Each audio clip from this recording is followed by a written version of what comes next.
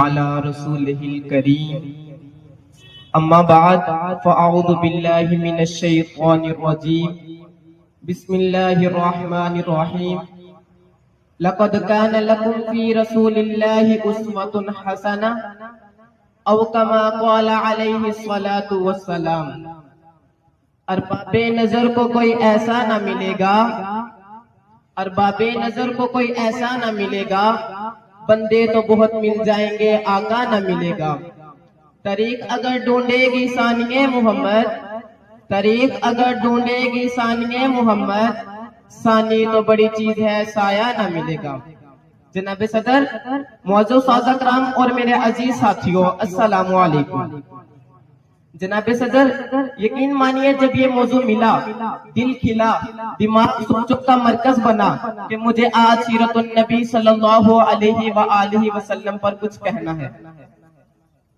جناب صدر، یہ تو وہ موضوع ہے جس کے بیان کے لیے ساری دنیا کے درختوں کو قلم بنا دیا جائے، سمندروں کے پانی کو روشنائی بنا دیا جائے، اور زمین سے لے کے آسمان تک کے خلا کو اوراق بنا دیا جائے۔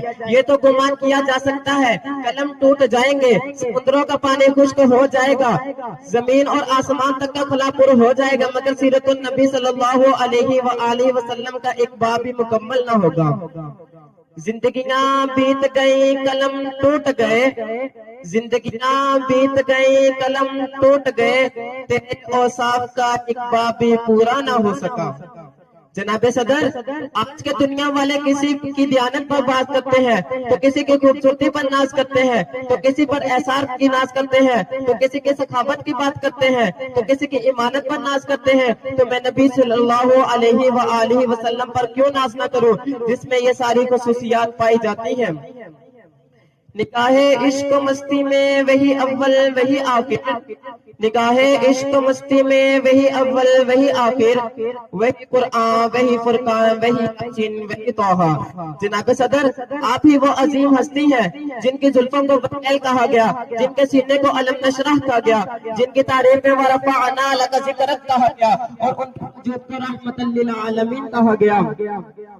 جناب صدر، یقین مانیے جس کے دل میں نبی صلی اللہ علیہ وآلہ وسلم سے محبت نہیں، الفت نہیں، جذبہ نہیں، ایسے دل والا انسان فاسق تو ہو سکتا ہے، منافق تو ہو سکتا ہے، کافر تو ہو سکتا ہے، پر ایسے دل والا انسان کبھی مومن اور مسلمان نہیں ہو سکتا۔ جناب صدر، دل تو نہیں چاہتا کہ اس موضوع کا اختتام کروں، کچھ وقت کی قلت ہے